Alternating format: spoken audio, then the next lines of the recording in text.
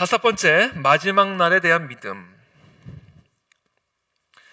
이 이슬람 세계관에 따르면 죽으면 부활이 있기까지 무덤의 세계가 있어요. 죽은 다음에 부활이 있기까지 무덤의 세계가 있어요. 그걸 바르자크라고 얘기합니다. 바르자크. 여기서 보면 a world between two lives. 그렇죠? 이 죽으면 부활이 있기까지 이생과 부활 사이에 무덤의 세계를 바르자크라고 얘기를 하는데, 이 바르자크라는 것은 부활하기 전까지 상태를 이야기합니다.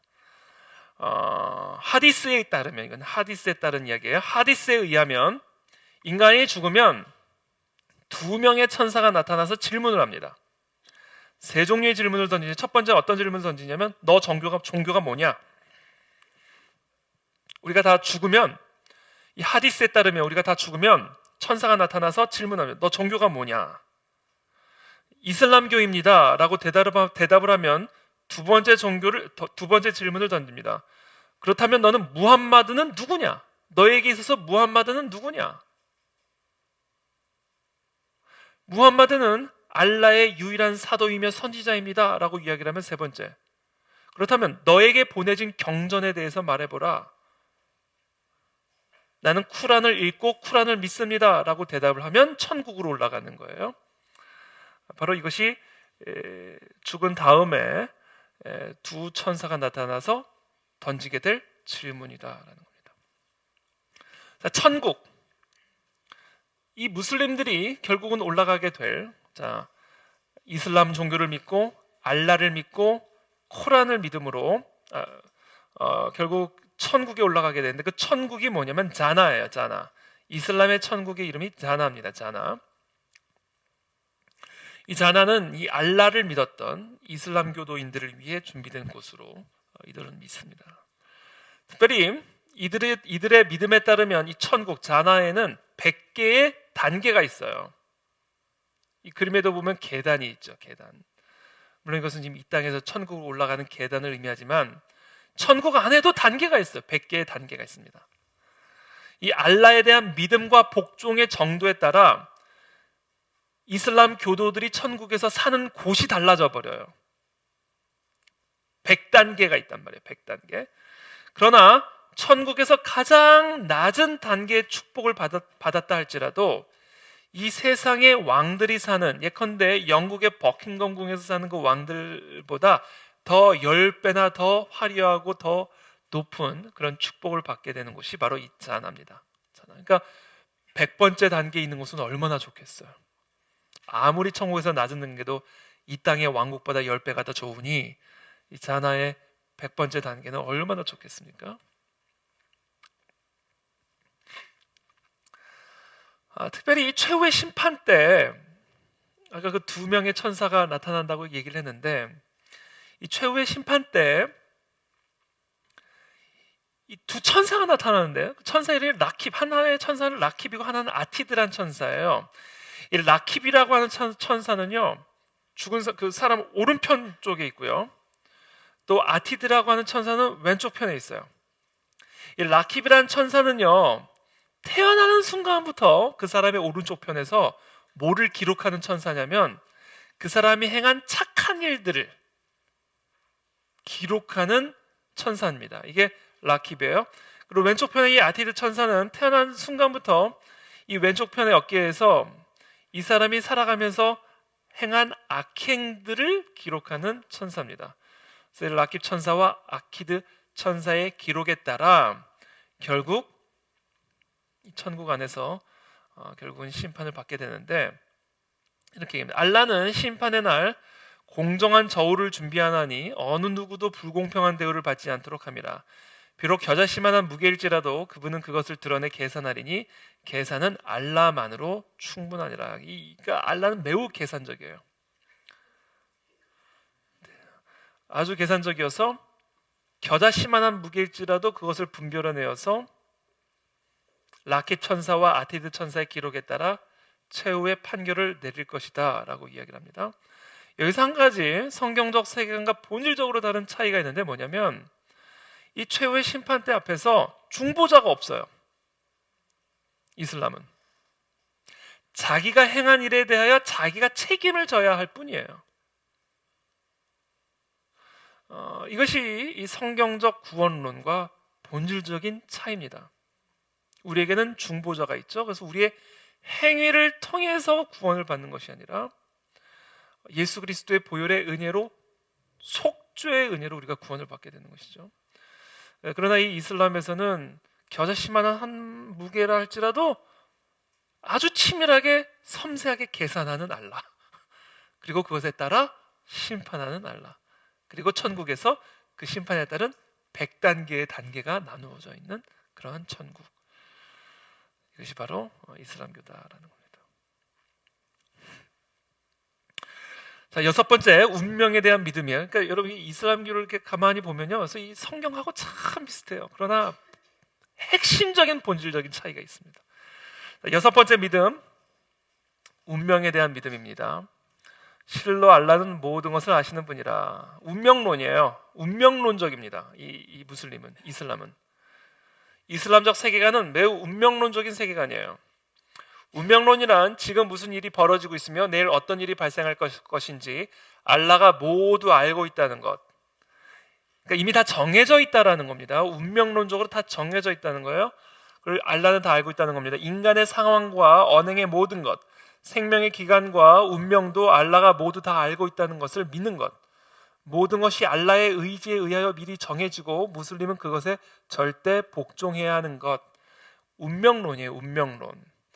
그래서 이미 다 결정되어졌기 때문에 죄를 지어도 다 운명론, 심판을 받아도 다 운명론, 다 운명론적으로 받아들여 버립니다. 그리고 우리는 그 운명에 다 복종해야만 하는 겁니다.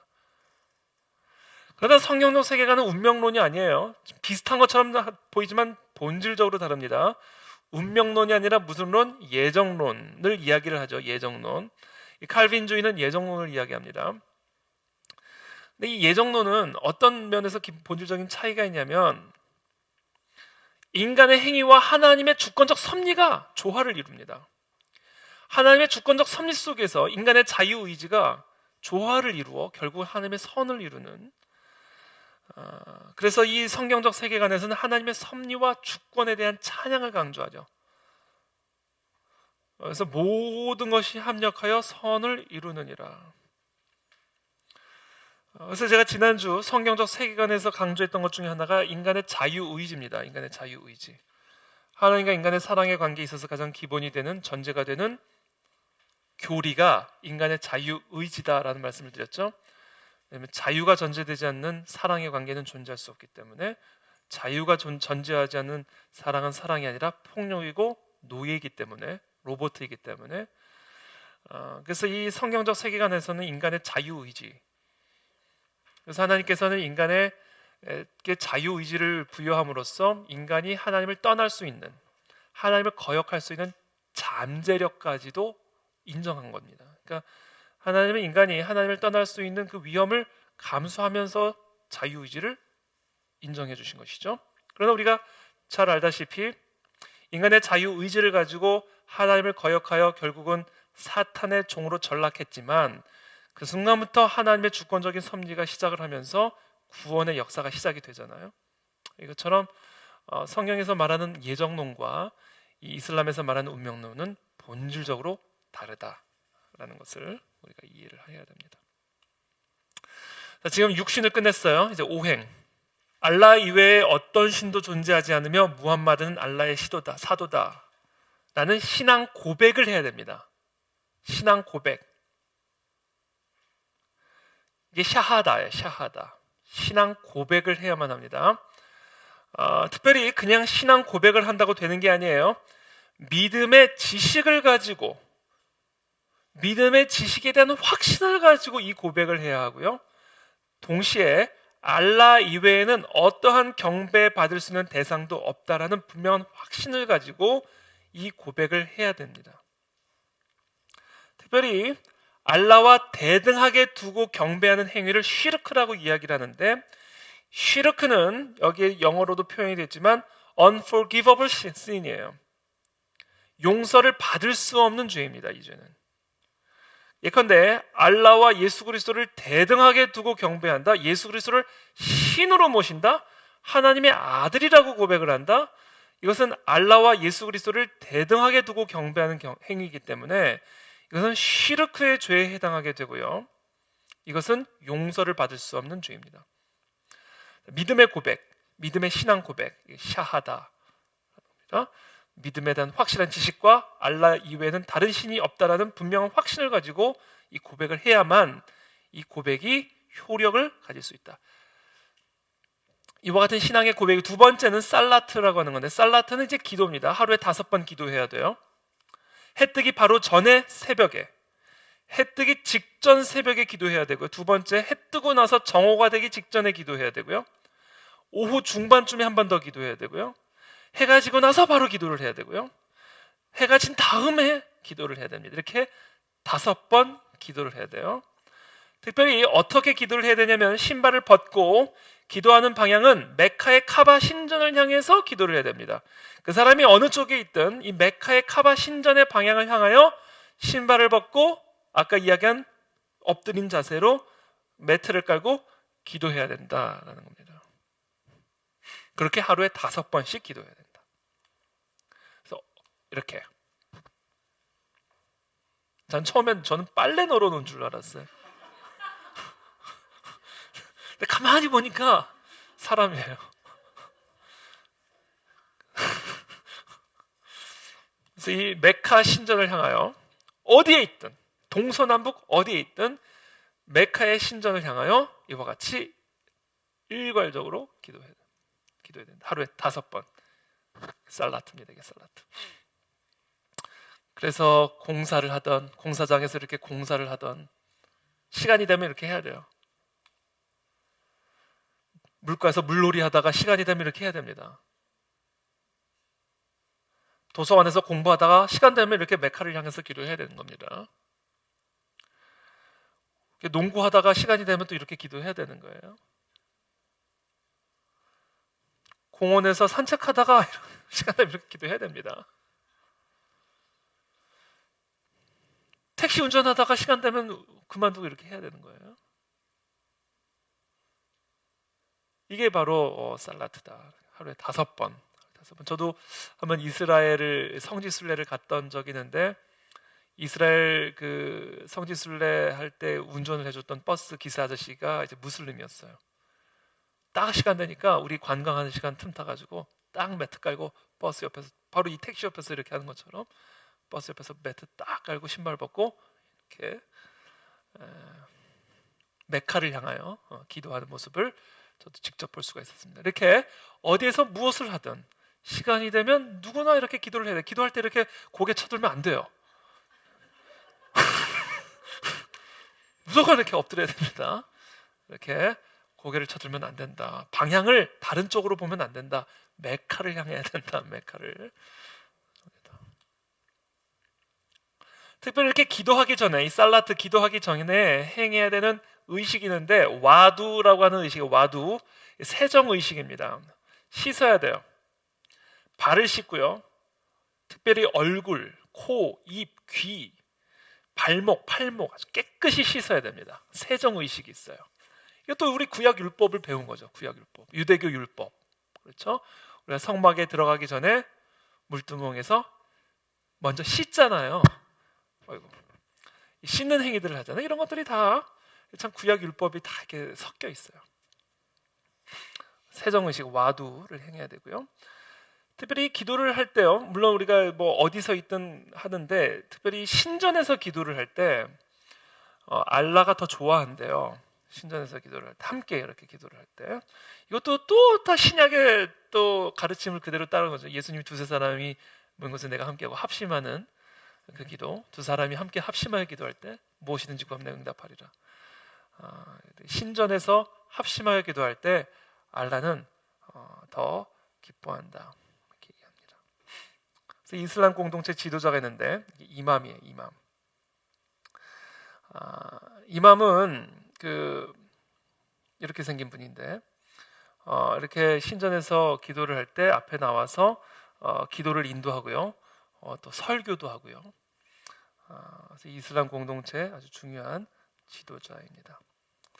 그래서 이렇게 집에서 기도하거나 다른 지역에서 기도도 물론 당연히 해야 되겠지만 살랏을 해야 되겠지만 신전에서 이렇게 함께 모여서 기도를 할 때 이 알라와 무함마드는 집에서 기도할 때보다 27배를 더 기뻐한답니다. 27, 꼭 기억하세요. 27배.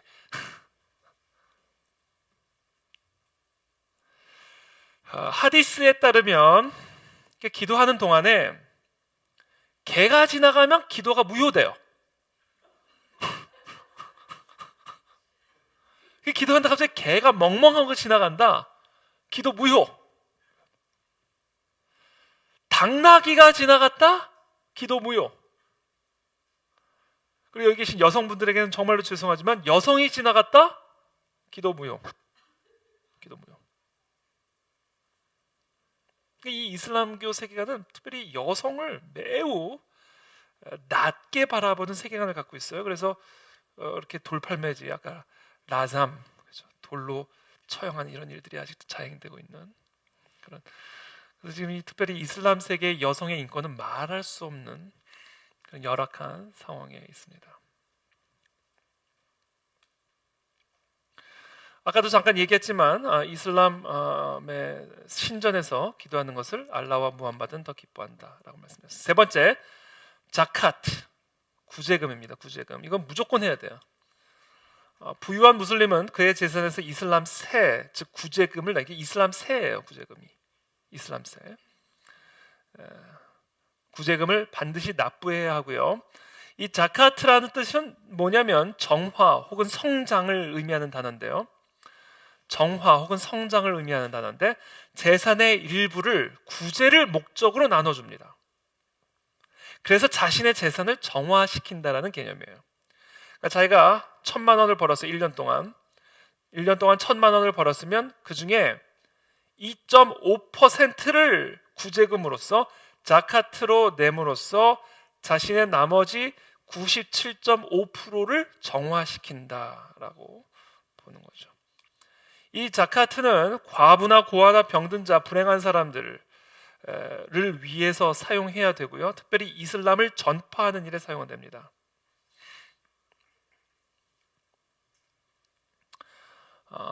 그리고 메카의 성지 순례를 하는 사람을 위해서도 사용이 됩니다. 이슬람 정부는 국가 경제를 일으킬 목적으로 이 구제금을 사용하기도 하는데요. 예컨대 파키스탄 정부는 수입의 2.5%를 무조건 세금으로 부과를 합니다. 그렇게 함으로써 구제금을 원천 징수하는 거죠. 이 구제금과 달리 구제금은 무조건 해야 되는 거고요. 이 자발적인 기부가 있어요. 사다카라고 하는 건데 이것은 천국에 들어가는데 도움을 주든 그러한 기부입니다. 쿠란 2장 263절에 기록이 되어 있어요. 이 쿠란에 따르면 만일 구제를 하지 않으면 알라는 그들의 복을 보류해 둔다고 합니다. 그래서 이 자발적인 기부를 함으로써 사실은 이 알라의 복을 받게 되고요. 특별히 천국에 들어갈 때 아주 중요한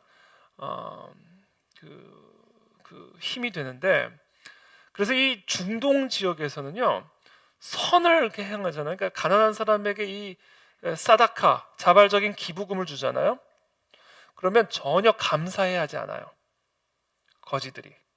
왜냐하면 내가 오히려 이 사람으로 하여금 천국에 들어갈 수 있고 천국에 들어가서 복을 받을 수 있는 기회를 제공한 게 되는 겁니다.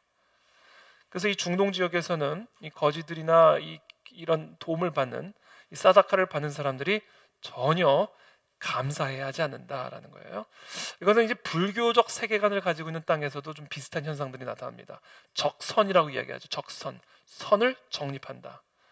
그래서 오히려 이 사람이 나에게 선을 베품으로써 나는 이 사람에게 적선할 수 있는 기회를 제공하는 것이 되어지기 때문에 전혀 감사해야 하지 않는다는 거죠. 이런 것들이 다 세계관의 모습들입니다. 네 번째, 금식, 싸움.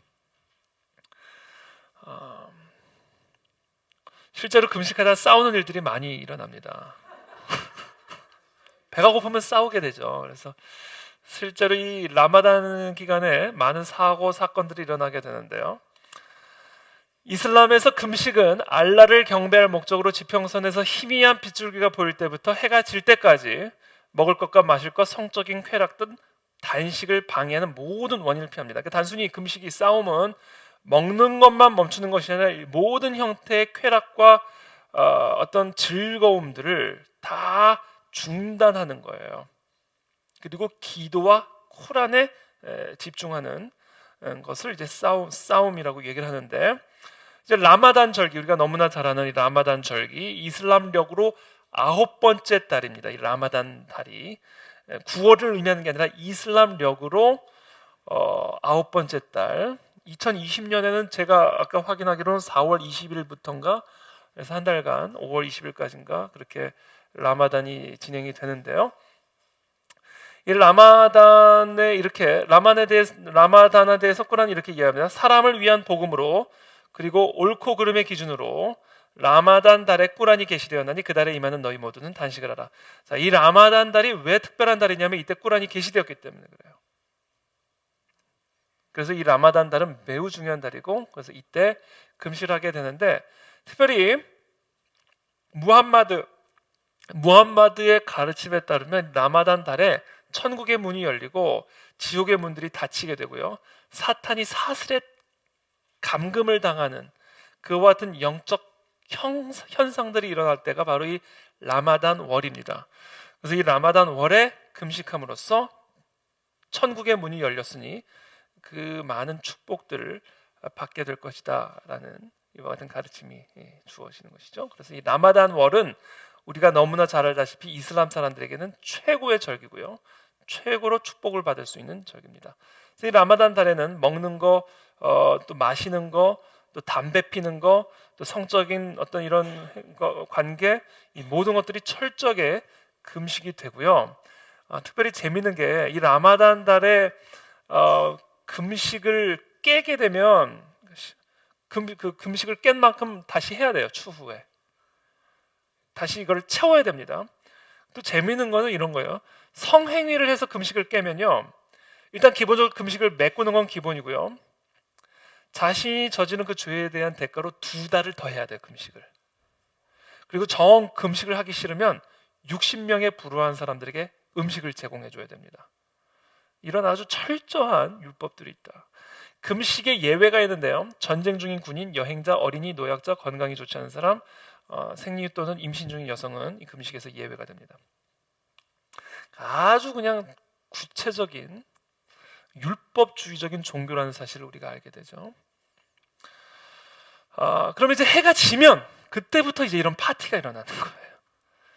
그러니까 해가 희미하게 해가 그러니까 이제 해가 지는 게 이제 보이잖아요.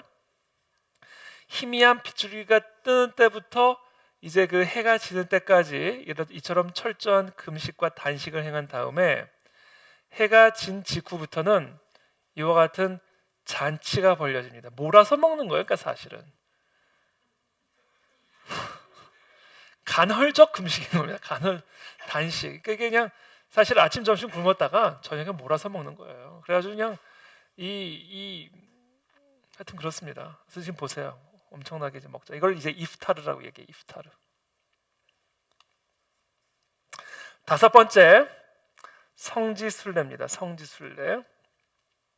반드시 해야 됩니다. 메카에 있는 이 알라의 집을 방문해서 의식을 행하는 건데요. 하여튼 이 몸과 정신이 건강하고 경제적인 능력이 있는 사람들은 무조건 해야 되고요. 경제적인 능력은 있지만 예컨대 너무 연로해서 갈 수 없는 분은 대신 그 돈을 다른 사람에게 주기 해서 가게 할 수가 있습니다. 그리고 여기 가면 이제 여기 카바가 있잖아요. 시커먼 게 카바입니다. 이 카바 신전을 시계 반대쪽으로 7번을 돌아야 돼요. 자, 지금 이렇게 하디스에 나옵니다. 나의 사원에서 예배를 드리는 것은 다른 사원에서 드리는 것보다 1000배나 좋다. 그러나 하람 사원에서 드리는 예배는 다른 사원에서 드리는 예배보다 10만 배나 더 좋다. 아주 몇만 배, 몇천 배를 정확하게 규정을 해가지고 사람들로 하여금 딱 산술적으로, 그러니까 알라 계산적이라고 그랬잖아요. 겨자씨만한 것도 저울로 잰다고 그랬잖아요. 그러니까 얼마나 내가 더 기뻐하는지를 아주 수치적으로 얘기를 했어요. 그래서 메디나 선지자 사원에서 예배를 드리는 것도 내가 참 좋아하긴 하지만 이 메카에서 드리는 예배는 다른 사원에서 드리는 것보다 10만 배나 더 좋다. 그러니까 이 이슬람 사람들로 하여금은 이 메카에 반드시 가기를 원하죠. 왜? 다른 곳에서 10만 번 드리는 것보다 여기서 한 번 드리는 게 더 효과가 있으니까. 이제 이 성지순례를 할 때 이 이자르라는 옷을 착용합니다. 이렇게 이자르라고 하는 흰색 옷을, 치마처럼 보이죠? 이런 옷을 입어야 되고요. 또 여성 혼자 못 갑니다. 여성 혼자 갈 수가 없어요. 성지순례는 반드시 결혼할 수 없는, 결혼이 불가능한 남성과 반드시 성지순례를 같이 가야 됩니다. 예컨대 아버지랑 같이 간다라든지 아들하고 같이 간다라든지 뭐 친형제랑 같이 간다든지 뭐 삼촌이랑 같이 간다든지 그 제도를 일컬어 마흐람이라고 얘기합니다. 마흐람. 절대로 여성 혼자 가지 못하고 남성 보호자와 함께 가야 됩니다. 근데 이 성지순례를요, 여러분들이 우리는 뭐 이스라엘 성지순례를 뭐 한번 가보고 싶다 정도지만 이 무슬림들에게 있어서는 반드시 가야만 하는 오행 중에 하나거든요. 특별히 이 성지순례를 하다 죽으면 더 영광스러운 죽음이라고 생각을 해요. 거의 뭐 순교에 준하는 그런 영광스러운 죽음이라고 생각합니다. 어떤 일이 있었냐면 사우디 이 메카에서 이슬람 성지순례를 하다가 2015년에 지금 여기 보이는 이 돌 기둥에 돌 던지는 의식이 있어요. 여기 이제 인파가 몰려가지고 붕괴가 되면서 717명, 뭐 많은 사람들이 2015년에 이 사우디 메카에서 이 성지순례하다 죽임을 당했습니다. 그래서 지금 이렇게 압사당해서 죽어 있는 시체들의 모습들인데, 이 사태가 일어났을 때 러시아의 이슬람 지도자입니다. 이 사람이 누구냐면요, 러시아 남부 체첸 자치공화국 수장 람잔 카디로프라는 사람인데, 이 사람이 이 사우디 참사는 신의 선물이다 이렇게 얘기를 했어요. 그러면서 이렇게 얘기했어요. 사우디아라비아 미나에서 발생한 대형 압사 사고에 대해 참사지만 신의 선물이기도 하다. 이 카디로프는 이렇게 또 얘기했어요. 미나에서 일어난 사건은 정말 비극적 사건이면서도 사우디로 하지를 떠나는 모든 무슬림은 하지, 성지순례, 바로 그곳에서 죽고 싶어하기 때문에 이 사건은 알라의 선물이기도 하다. 그는 또 이렇게 얘기했습니다. 알라는 하지 의무를 이행하면서 숨진 사람에겐 모든 죄를 용서해 준다면서 가장 성스러운 날, 가장 성스러운 장소에서 숨졌기 때문에 아주 행복한 사람들이며 우리는 그들을 부러워한다. 이슬람적 세계관이다라는 거예요. 이게 이 이슬람 사람들이 이 하지, 이 성지순례를 얼마나 영광스럽게 생각하는지를 우리가 볼 수가 있죠. 이게 모든 보통 이제 육신오행이에요. 육신오행인데 이슬람교의 종파에 따라 육행 하나 더 추가하는 게 있어요. 그게 바로 지하드입니다. 지하드. 그래서 육신 5행인데 육신 6행으로 생각할 수도 있습니다. 그래서 여섯 번째 이제 행위로 이제 얘기하면 지하드입니다. 지하드. 성전이죠. 성전. 거룩한 전쟁, 홀리 워. 이슬람의 적이 있어요. 5가지 적이 있는데요. 첫 번째, 내 안에 있는 욕정. 참 아이러니하죠. 모순적이죠. 욕정은 다 하면서 내면의 이 욕정을 적으로 두고 있어요. 두 번째, 사탄. 어이가 없죠. 세 번째, 위선자들. 네 번째, 죄가 많은 무슬림들. 다섯 번째, 불신자들이다. 불신자들.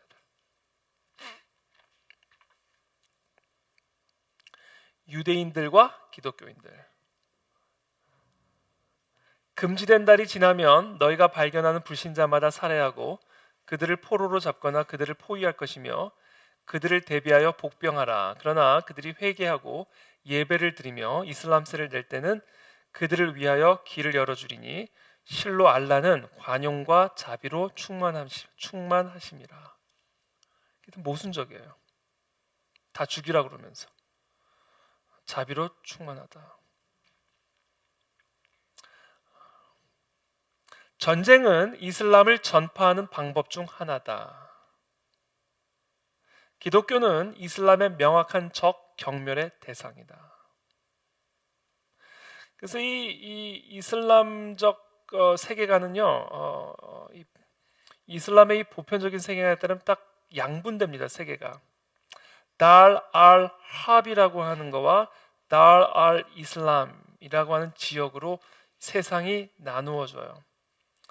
달 알 합이라는 곳은 전쟁의 집이라는 의미입니다.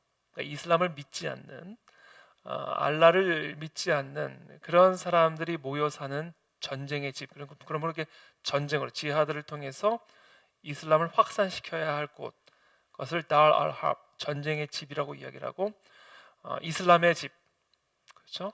무슬림의 집은 달 알 이슬람. 그러니까 세계를 이렇게 두 개로 양분해서 바라봅니다. 이게 이슬람적 세계관이에요. 그러니까 무슬림이 아닌 곳, 이슬람을 알라로 모시지 않는 그런 땅은 들어가서 전쟁하여 이슬람화 시켜야 할 곳으로 보게 되는 것이죠. 이것이 이슬람 무슬림들이 갖고 있는 세계관이다라는 거예요. 그리고 이 달 알 합을 달 알 이슬람으로 변화시키는 이것은 모든 무슬림들에게 주어진 성스러운 의무고, 그 같은 성스러운 의무를 수행하는 수단, 아주 핵심적인 수단이 바로 지하드, 성전, 무력이다라는 무력. 알라의 길에서 순교한 자가 죽었다고 생각하지 말라. 자, 이와 같은 지하드를 행하다가 순교했다고 해서 죽었다고 생각하지 말라. 그들은 알라의 양식을 먹으며 알라의 곁에 살아있느니라. 그들은 알라가 주신 은혜 가운데서 기뻐하며 그들과 함께하지 못하고 그들 뒤에 올 그들 순교자들을 기쁘게 할 것이며 그곳에 그들에게 두려움도 없으며 슬픔도 없으리라.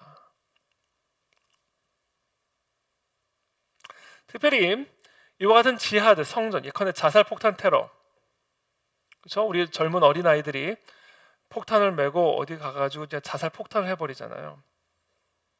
이런 지하드를 통하여 전쟁의 집에 들어가 이슬람교를 확산시키는 이 성스러운 의무를 행하다 죽임을 당하는 자들은 무조건 천국으로 직행합니다. 볼 것도 없어요. 이 땅에서 어떻게 살았든지 아무런 상관이 없어요. 한 방에 끝낼 수 있는 길이에요. 그러니까 우리가 하여튼 이 땅에서 아무리 많은 죄를 지었어도 지하들을 통해서 순교를 당하는 순간 그 사람은 무조건 천국으로 직행을 하게 되고 천국에서도 가장 최고의 접대를 받게 됩니다. 대접이 아니라 접대. 이 이슬람에서 말하는 천국은, 이슬람에서 그려주는 천국관은 어떤 곳이냐면 그림으로 표현하면 이런 곳이에요. 쿠란에서 천국에 대해서 이렇게 얘기를 합니다. 술과 젖과 꿀이 흐르는 땅에서 섬세한 실크와 비단 옷을 입고 금 실크로 장식된 침대에 기대어 마음껏 과일을 먹으며 소년들이 술잔에 술을 따라주며 술을 마셔도 취하지 않아. 이게 중요해요. 술을 마셔도 취하지 않아요. 자, 사실 이런 것들은 내세에서는 철저하게 율법적으로 금지를 시켜놨습니다. 그런데 이 이슬람에서 그리고 있는 천국은 내세에서 절대로 허용되지 않았던 것들을 마음껏 즐길 수 있는 세상이에요. 그리고 그러한 곳으로 직행할 수 있는 방법이 지하드다, 순교다. 동기부여가 확실히 되는 거죠. 그러니까 동기부여가. 하디스에서는 이렇게 얘기합니다. 순교자는 낙원에서 술, 노름, 72명의 처녀들과 함께, 숫자 정확하게 얘기하죠. 알라는 정확해요. 숫자가 아주 계산적이에요. 72명의 처녀들과 함께 무제한적인 성적 관능적인 쾌락을 누리게 된다. 술은 마셔도 취하진 않아요. 72명의 처녀들과 함께 무제한적인 성적인 관능적인 쾌락을 접대받는 곳. 그리고 이 72명의 처녀들은 그 다음 날이 되면 또 처녀들이 돼요. 이게 지금 바로 이들이 생각하는 천국관입니다. 그래서 The Times에서 제가 성함을 까먹었는데 The Times에 기고한 그 기고문에 이런 내용이 들어가 있어요. 이슬람 원리주의자들이 테러를 자행하는 것은 가난이나 절망이 원인이 아니다. 그들이 의도하는 것은 자기 땅을 지배하기 위함도 아니다. 왜곡된 이슬람 사상이 주된 동기이며 지하드에 참전한 자에게 하늘이 보상한다는 사상 때문이다.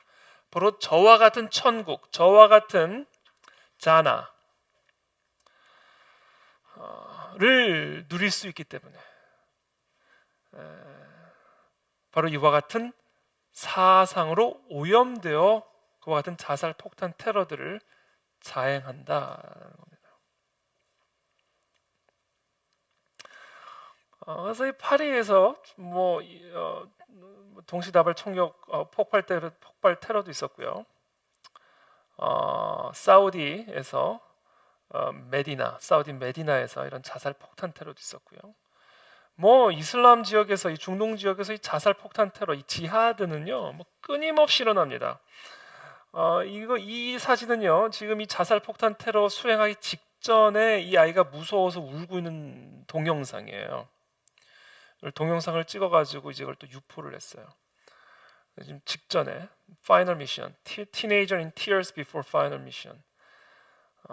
이 아이의 이 고통스러운 두려움과 슬픔의 눈물을 보게 되죠. 근데 이들이 이 눈물과 이 고통과 슬픔을 참아내면서 지하들을 행하는 이유가 있어요.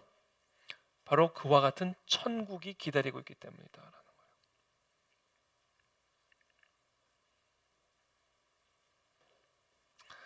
그래서 지금 오늘날 특별히 IS가 아주 심각한 문제를 일으키고 있는데 나머지 8부는 제가 요 이야기만 하고 짧게 우리 이슬람 지역 이슬람인들을 위해서 함께 기도하고 오늘 강의를 마치도록 그렇게 하겠습니다. 지금 우리 전 세계적으로 지금 가장 심각한 이 폭탄 테러, 이 이슬람 테러를 일으키는 핵심 세력이 이제 이슬라믹 스테이트 IS라고 불려지고 있는 이 단체인데요. 이 IS의 형성 배경이 있습니다. 그 형성 배경은 제가 아까 서두에도 잠깐 말씀드렸지만 수니파와 시아파 사이의 갈등으로 인해 이루어지고 있는데요. 이 수니파의 대표는 이제 사우디고요. 시아파의 대표는 이제 이란입니다. 이 수니파와 시아파 사이의 갈등이 사실은 이 IS의 형성 배경입니다. 최근에 이란이 사우디를 공격을 한 것도 바로 이 수니파와 시아파 사이의 갈등 구조 속에서 일어나고 있는 일이라는 것을 이해하시면 도움이 됩니다. 자, 아까 제가 이야기할 때 이 수니파와 시아파의 갈등을 이야기를 했는데 이 수니파와 시아파, 지금 현재도 일어나고 있는 이 수니파와 시아파 사이의 갈등의 뿌리가 뭐냐면 바로 이 무함마드 후계자의 정통성을 두고 일어난 갈등에서부터 비롯된 것이다라는 거예요. 그래서 지금 이 이슬람 폭탄 테러, 특별히 이 IS의 이런 자살 폭탄 테러들 그 뿌리가요, 이 무함마드 후계자의 정통성을 두고 시작된 갈등의 뿌리를 두고 있다는 거예요. 이게 뿌리가 보통 깊은 뿌리가 아니기 때문에 이 이슬람 문제, 중동 문제는 이게 쉽게 해결될 수 있는 문제가 아니라는 거예요. 뿌리가 그냥 뿌리가 아니기 때문에. 자, 무함마드가 죽은 직후에 그 후계자로 위임받은 사람이 이제 일대 칼리프입니다. 칼리프라는 얘기는 카톨릭에서 교황에 해당하는 직분이라고 보면 됩니다. 최고 종교 지도자. 최고 정치 지도자는 이슬람에서 최고 정치 지도자는 술탄이라고 부릅니다. 그래서 오스만 제국의 왕을 술탄이라고 부른 겁니다. 근데 이 종교 최고의 지도자는 바로 무함마드의 후계를 이어받은 후계자는 이제 칼리프라고 불러요. 칼리파라고도 부르는데 일대 칼리프가 아부 바크르였어요. 2대 칼리프가 우마르, 3대 칼리프가 우스만, 4대 칼리프가 알리입니다. 이 알리가 무함마드의 사촌 동생이에요. 혈통이죠. 자, 순위파는 1대부터 4대까지 칼리프들을 다 인정합니다. 혈통이면 어쩌고 아니면 어떠냐? 왜 꼭 혈통이어야만 되냐? 순위파는 1대부터 4대까지 이 모든 칼리프들을 다 정통성 있는 무함마드의 후계자로 인정을 합니다. 그러나 시아파는 오직 혈통을 이어받은 알리만을 정통성 있는 무함마드의 후계자로 인정을 합니다. 여기서 이제 시아파와 수니파 사이에 갈등이 시작이 된 거예요. 그래서 이걸 이렇게 정리를 하면 시아파 같은 경우는 이슬람 정통성을 강조하고요. 아까도 얘기했죠. 시앗. 그래서 시아파라고 그랬죠. 이슬람 정통성, 마호메트, 그러니까 무함마드나 마호메트나 뭐 같은 겁니다. 마호메트 자손에 국한시켜야 된다라고 주장하죠. 그래서 4대 칼리프였던 알리만을 인정합니다. 무함마드 사촌 동생이었으니까. 수니파는 국한하면 안 된다. 수로 뽑자, 수니파. 그래서 1대부터 4대까지 칼리프들을 다 정통성 있는 칼리프로 인정을 합니다. 죄송해요. 수니파라고 돼 있네. 맞아, 수니파. 네. 죄송해요. 제가 지금 잠깐 이 수니파의 무장 단체가 IS예요. IS. 그래서 지금 현재 활약하고 있는 이 IS는 수니파라고 보시면 되고요. 이슬람끼리 왜 그렇게 싸우는가? 바로 이 수니파가 시아파를 대항하여 싸우는 것으로 보시면 이렇게 되는 겁니다.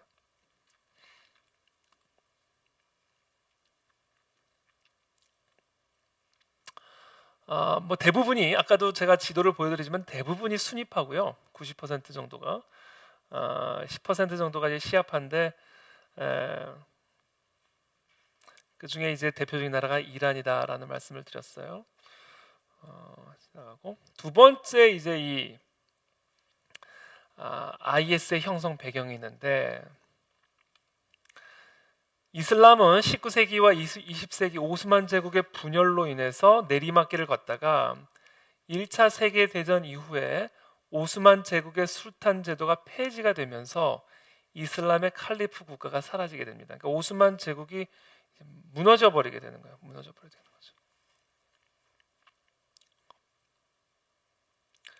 거죠. 그러면서 1928년에 이집트에서 서구 제국주의에 눌려있던 이슬람의 부흥을 꿈꾸면서 이슬람 형제단을 창설하게 됩니다. 이슬람 형제단, 무슬림 브라더후드라고도 하는데, 그래서 이 이슬람 형제단들이 이제 이집트에서 창설된 이 이슬람 형제단이 전 세계 네트워크를 구축을 하면서 반서구 패권주의를 위협하는 대항 세력으로 성장하게 됩니다. 그리고 이들의 목표는 이슬람 칼리프 국가의 재건이에요. 여러분, 이 9.11 사건 잘 아시죠? 2001년 9월 11일 날 알카에다가 이 4대의 비행기를 가지고 뉴욕 중심부를 타격하고 워싱턴, 펜타곤하고 이제 백악관까지 사실은 이렇게 자살폭탄 테러로 치려고 했었다가 백악관은 실패를 하고 펜타곤은 그 앞에서 떨어져 버렸죠. 그래서 약간 그 정문 쪽을, 그래서 펜타곤도 사실 부딪혔어. 펜타곤도 사실은 쳤죠.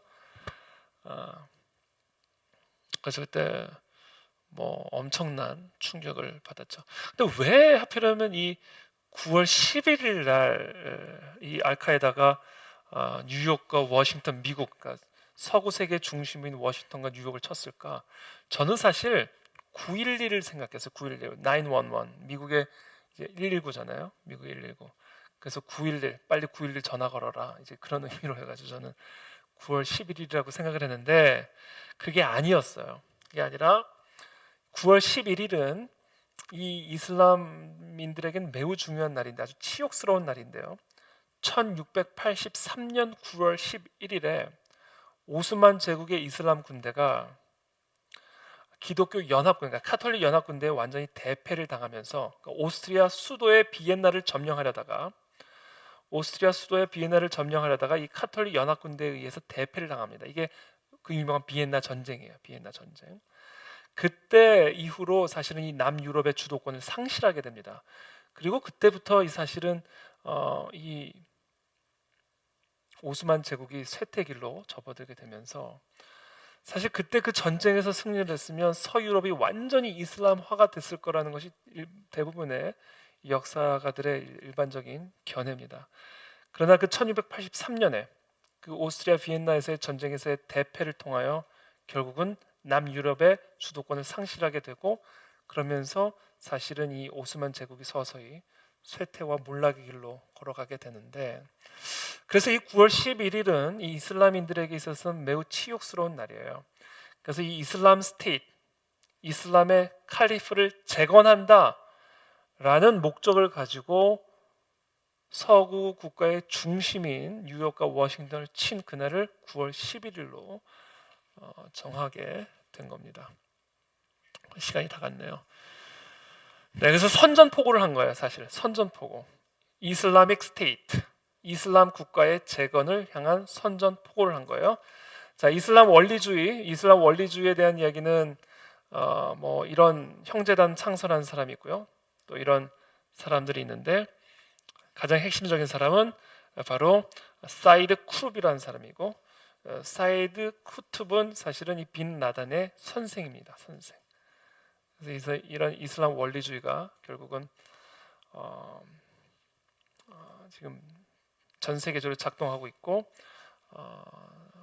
이 땅에 이슬람 칼리프를 재건하기 위한 그런 노력의 일환으로 지금 진행이 되고 있다. 그리고 이와 같은 흐름의 가장 핵심적인 교리가 바로 지하드라는 교리다라는 거예요. 이야기만 하고 제가 이제 마칠게요. 원리주의자들, 그러니까 지하드를 아주 중요하게 생각하는 이런 이슬람 원리주의자들은 정치와 종교가 하나인 정치 이념을 제공합니다. 종교가 곧 정치고 정치가 곧 종교예요. 그러니까 종교법을 정치법으로 그냥 만들어 버리는 거예요. 종교의 법을 정치적인 형법으로 그냥 사용해 버리는 겁니다. 종교와 정치가 분리가 되어 있지 않은 하나가 되어 있는 그래서 종교를 위해서 전쟁을 벌일 수 있는 나라입니다. 그래서 정치와 종교가 하나이기 때문에 이슬람 원리주의는 폭력을 정당화한다고 말씀드렸죠. 지하드다. 이 이슬람 원리주의다. 그래서 이런 알카에다라든지 폭탄 테러들이 자행되는 겁니다. 이 이슬람 원리주의자들은 선교 활동이 아주 적극적이에요.